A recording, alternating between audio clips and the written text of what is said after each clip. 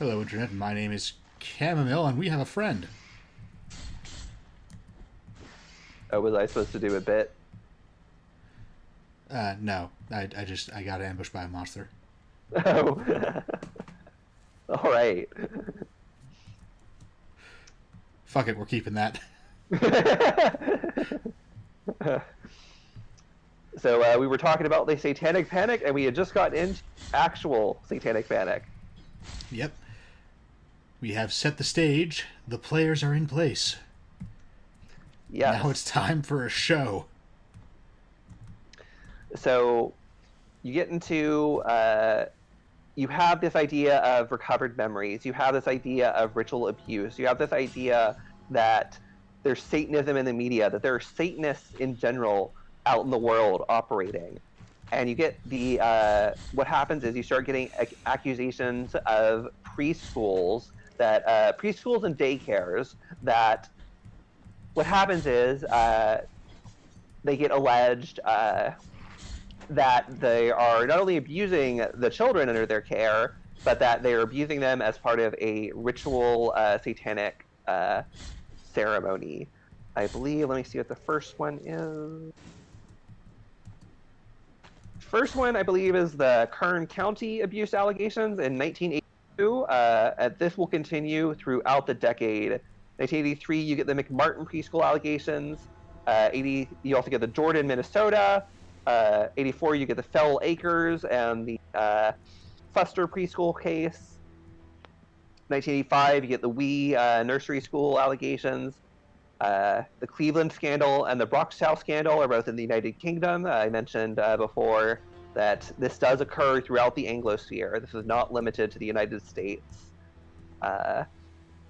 This will happen throughout the decade up until, let me see, it goes into the 90s.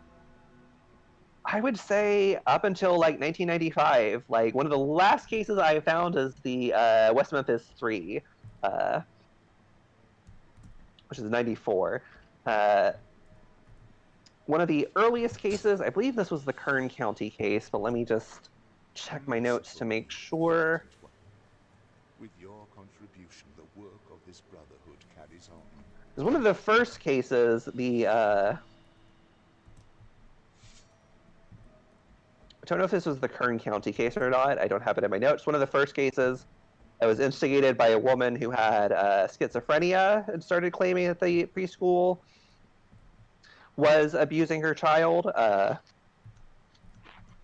And then it's also in some of the later cases it ends up being very similar to the witchcraft trials because this initial couple gets accused, and then later this couple that was defending them gets accused of being involved, which is something you see in the witchcraft trials. You defend somebody accused of being a witch, obviously you're a witch too.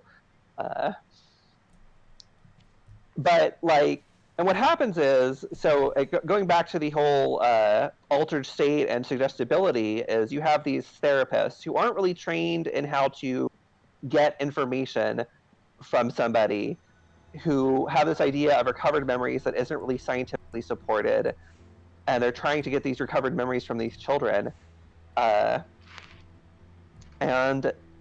they are not doing interrogations properly, like in ways that are, they're doing it in ways that are very legally suspect, that should have been at least.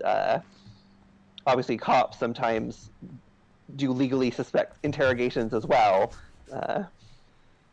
They're asking leading questions. So what happens is you get these children, and they're asking them, have you been abused? And the children are saying no. And according to the idea of recovered memories of abuse, a child saying, no, I wasn't abused, is evidence that they were abused. You can see this happens a lot where denial of a thing is proof of a thing. In panics like this, if somebody says no, this proves that you are. You'll sometimes see it referred to as Kafka trapping, where defending yourself from something is proof that you did it. This is more general because it's not like they're defending themselves, they're saying this didn't happen. And also they're children and they're being led by an authority figure, so eventually they want an authority figure who is berating them for not saying this happened. And they'll go along and they start saying yes, and because they're children, in the state of suggestibility, they will ultimately start to believe it themselves and offer details. One of the other things that happened is the use of anatomically correct dolls. So one thing that is sometimes evidence of child being abused is if they have knowledge of sex acts or anatomy they should not have at that age. The problem is the therapists were asking them questions about, like, did whoever do this sex act on you? And they were giving them knowledge of the sex act, or they were showing these anatomically correct dolls. And as gets pointed out in the politics of child sex abuse, that the doll's genitals were interesting to the children because they never would have seen a doll like that. They were not familiar with it, which just made the doll more interesting. So there's a lot of the detective work being done here was not good, and it's very young children who are very suggestible. They were corrupting the evidence. They were not trained in how to properly do this.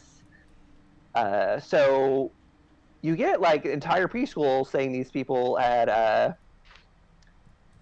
molested them, but you also, like, because their children and these events had not happened, they were giving details that really should have been evidence that something was going on, like claiming that they were flushed down the toilet into a secret chamber. Like, no, obviously that didn't happen. They went to the preschool, they dug up the whole preschool looking for these secret chambers. They were never able to find them because they weren't real.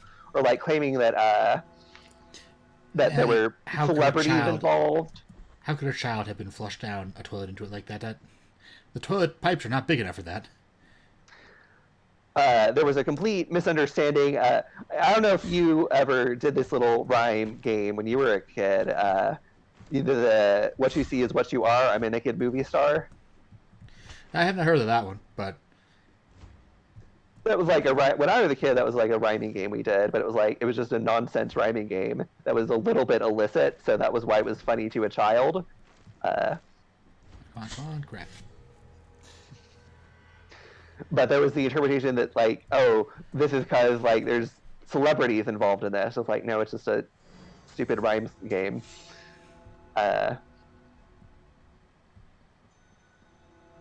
Like, somebody at some point should have stopped and been like, something is going on here. This isn't right. But it doesn't, and, like, a lot of people get prosecuted and they go to jail for years.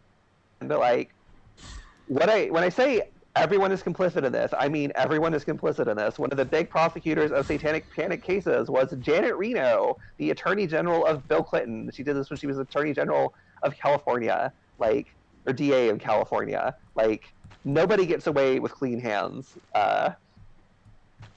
on this. And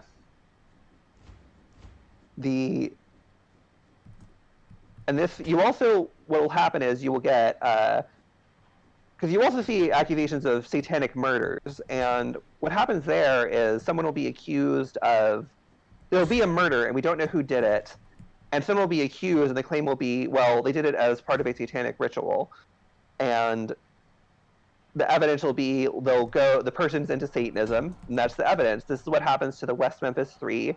The West Memphis Three were these three goth kids in West Memphis, Arkansas. They were all kind of outsiders. One of them was had some sort of mental disability. Another one, had grown up in extreme poverty. So there is this level of separate outsiderness, but it is interesting to me because you're seeing people persecuted based on a being part of a capitalist affinity group, the goth subculture or the punk subculture, rather than being like an inherent identity, like being Jewish or being gay or being a woman. It's an interesting sort of development. But it is happening. People are being gone after because they are punks or because they're goths, because they are into nerded stuff like Dungeons and Dragons. This is what happened with the West Memphis Three. These three children were found murdered. It was not clear who had done it, and they ended up pinning it on these three goth kids who lived in town. There was a lot of police misconduct in the lead up to this. For one, a man, the day the kids were murdered, a man walked through a drive-through restaurant and was just absolutely covered in blood. And when the police came, do you know what they did with the blood? Helped mop it up? Yes. Fantastic. Detective, we found a pool of killer's blood in the hallway. Gross. Go mop it up. Mop it up. Anyways, back to my hunch. They cleaned it up. Like the incompetence, like, and they just like, you know, it's easy to pin it on these 3 outsider kids. And this is something you happen. One of the satanic abuse cases, the kid was immigrant from the Netherlands. He was accused, and he was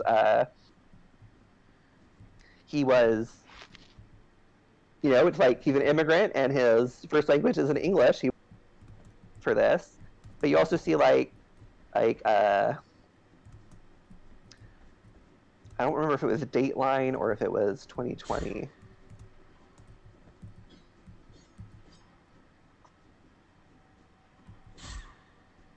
I'm gonna look it up really quick.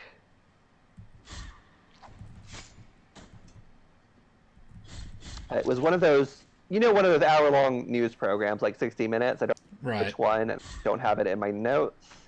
I'm trying to find it. But they open, and they're like, they're talking about this murder, and like, they're like, oh, and the murderer was involved in Satanism. Now, the police say it was a drug deal gone wrong, and I'm like, okay, well, right there, I think you have the actual answer that it was a drug deal gone wrong, and the drug dealer, or I don't know if he was the drug dealer or if he was the buyer in this case, the guy who committed the murder, he was a murderer who happened to be a Satanist. He was not a satanic murderer. There was a drug deal gone wrong, which is a very common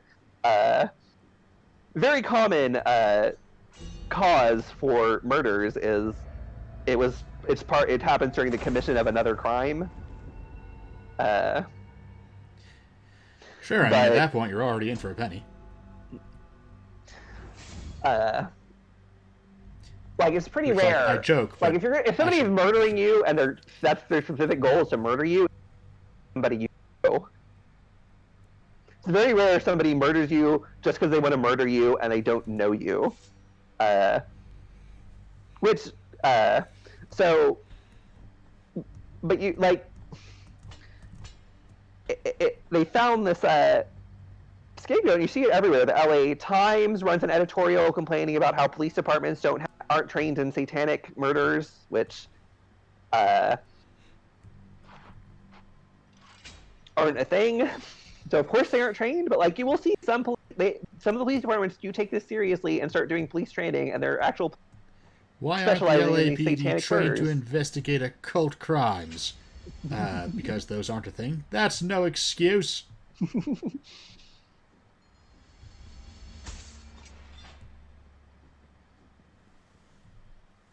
And like this goes on, and like part of what is happening, one of the things that's happening is that we are in the middle of a 30-year crime wave. Like, I do want to make note of that. Starting in the 60s and going on to like the early to mid 90s, the United States does go through an extreme crime wave. People start becoming aware of crimes in a way that they weren't in the past. I mentioned the term serial killer being coined in 1974. The idea of the serial killer becomes just pop culture mainstream in the 80s. Sort of is also the golden age of serial killing. Part of why it is happening, I think, one is... I mean, that serial killing has a golden age. Like, you know, I get what you mean and it makes sense, but like... yeah, those were the days when you could really make a living as a serial killer. Well, like, it's a combination of, like, urbanization and people being in communities where they don't really know each other, and a population explosion, and the police have not caught up to all these new developments. We've not caught up in police work or technology-wise. Police departments are not really communicating with each other across state lines or sometimes even across precinct lines. That was part of what happened with Richard Ramirez, is the different LA police precincts were not talking to each other, so Ramirez could essentially just go on the interstate and go to a different part of LA, and he was essentially in a different country. Instead of fleeing to Mexico, you do get a lot of serial killers in the Beach. 80s because of this. I'm sorry, I cut you off. Oh, just the... instead of fleeing to Mexico, he flees to Long Beach. Yeah, basically. And eventually, like, we start... Because, like, one thing you notice if you listen to any sort of like true crime stuff about serial killers, is like a lot of times the police just do not care. Like, it took a while to get police to start caring about this stuff. Like, with Dean Corll in Houston, it was like every teenage boy in Houston, not Houston, in this one Houston neighborhood that I don't remember the name of, had like disappeared. And every time the parents would go to the police, they'd be like, "Well, I guess they ran away." Like, or the infamous Jeffrey Dahmer incident where oh my god, this one, just awful, was the worst. This 14-year-old boy comes out, runs out of a building, naked, screaming, bleeding from his anus. And you know what the police did? I mean, I do, but I don't want to take this away from you. They gave him back to Jeffrey Dahmer.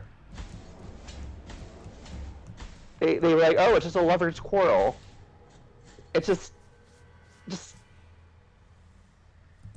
like with John Wayne Gacy, he killed so many kids, and finally, like, he just happened to, and they, like, the parents would go to the police, and the police are like, oh, they just ran away, they just did not bother looking into it. And finally, he kills a rich kid, and the parents have enough clout in the community and keep going after the police. You'll find the police, they're like, you need to go investigate this weird guy that our kid was hanging out with, and they finally do, and he's got like 30 bodies in his basement, not his basement, in the crawl space under his house. It's like, oh. I remember the one detective who he got assigned to this case, and he was talking to, and he went to use the restroom, and there was a smell coming out from the toilet, and he's gonna be like, that's the smell of corpses. He's got corpses here. Like, if they just sent a person into Gacy's house, they would have found this out, because he was not doing a super great job of disposing the bodies. They're under his house, and they smell. Like, it's just disgusting that they just didn't care. They're like, there's this one serial killer who